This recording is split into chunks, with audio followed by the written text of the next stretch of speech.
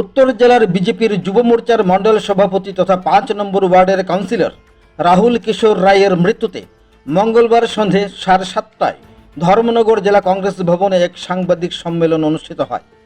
ওই সাংবাদিক সম্মেলনে উপস্থিত ছিলেন উত্তর জেলা কংগ্রেসের সভাপতি দিগ্বিজয় চক্রবর্তী, প্রদেশ কংগ্রেসের সদস্য কেবল কান্তি নন্দী সহ কংগ্রেসের অন্যান্য নেতৃবৃন্দগণ। সাংবাদিক সম্মেলনে দিগ্বিজয় চক্রবর্তী বিস্তারিত তথ্য তুলে ধরেছেন। ধর্মনগর থেকে দেবমল্ল কাশ্যপের রিপোর্ট, ত্রিপুরা পাইওনিয়ার। এক মর্মান্তিক ঘটনাকে নিয়ে আপনাদের সঙ্গে মিলিত হতে হয়েছে। ইতিমধ্যে আপনারা সকলে অবগত আছেন, ছাত্র রাজনীতি থেকে উঠে আসা আমাদের ধর্মনগর চন্দ্রপুর নিবাসী ধর্মনগর ব্লকের মণ্ডলের যুব মোর্চার সভাপতি তথা ধর্মনগর পৌর পরিষদের কাউন্সিলর রাহুল কিশোর রায় গতকাল ভোর রাতে অকাল প্রয়াণ হয়েছে। আমি আমার ব্যক্তিগত পক্ষ থেকে এবং জেলা কংগ্রেসের পক্ষ থেকে ওর আত্মার সদ্গতি কামনা করি এবং ওর শোকসন্তপ্ত পরিবারকে সমবেদনা জ্ঞাপন করি। আমরা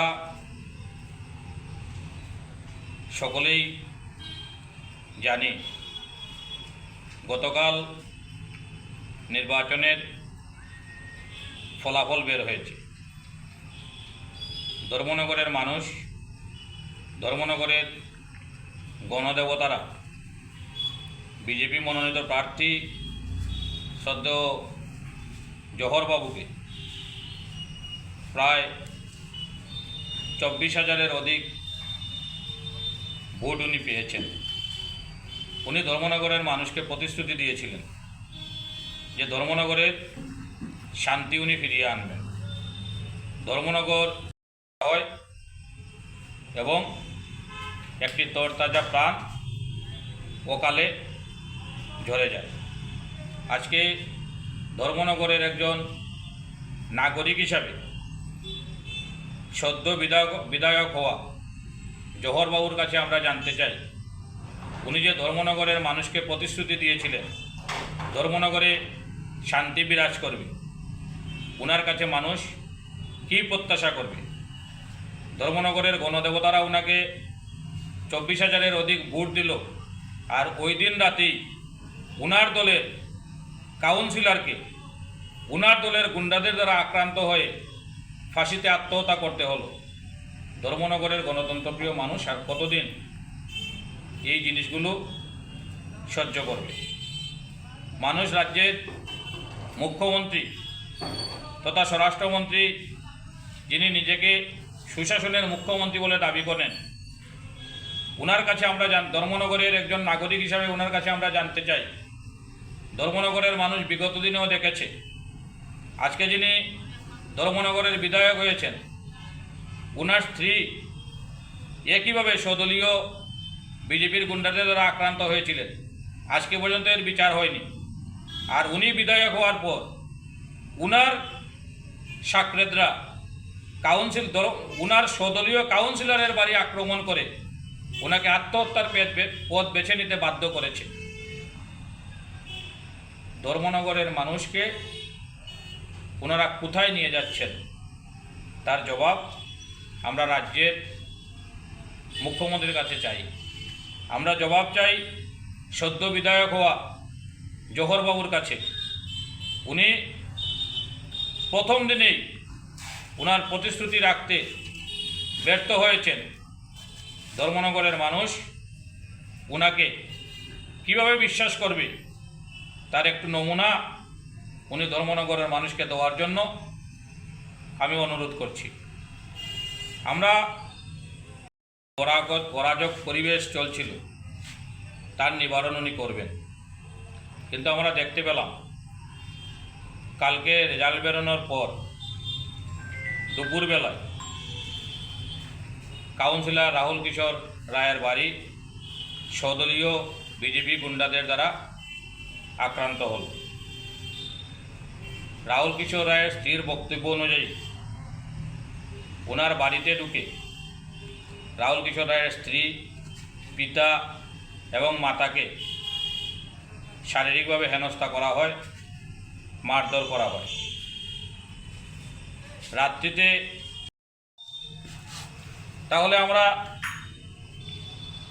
দেখতে পাই এই রাজ্যের মুখ্যমন্ত্রী, রাজ্যের যিনি প্রদেশ সভাপতি আছেন, ওনারা যখনই ধর্মনগর শহরে আসেন উস্কানিমূলক বক্তব্যের মধ্য দিয়ে ওনারা ধর্মনগরের যুব মোর্চা বলুন, বিজেপির কার্যকর্তা বলুন, ওনাদের উত্ত্যক্ত করে যান, যাতে ধর্মনগর সহ সমস্ত ত্রিপুরা রাজ্যে এক অশান্তির বাতাবরণ সৃষ্টি হয়। আপনারা লক্ষ্য করেছেন ছোট ভাই রাহুল কিশোরের স্ত্রী নামদাম দিয়ে ধর্মনগর থানায় মামলা করেছে। আমরা রাজ্যের তথাকথিত সুশাসনের মুখ্যমন্ত্রীর কাছে জানতে চাই, কতদিনের ভিতর, কত ঘন্টার ভিতর আসামিদের গ্রেপ্তার করে দৃষ্টান্তমূলক শাস্তি প্রদান করা হবে। আমরা দেখতে পেয়েছি ডেলিভারি বয় প্রসেনজিতের আত্মহত্যার প্ররোচনাকারীদের দীর্ঘ 3 মাস জেলে থাকার পর জামিন হয়েছে, কিন্তু প্রায় 12 ঘন্টা অতিক্রান্ত ধর্মনগর একজন কাউন্সিলর উনার দলের মণ্ডল যুব মোর্চার সভাপতিকে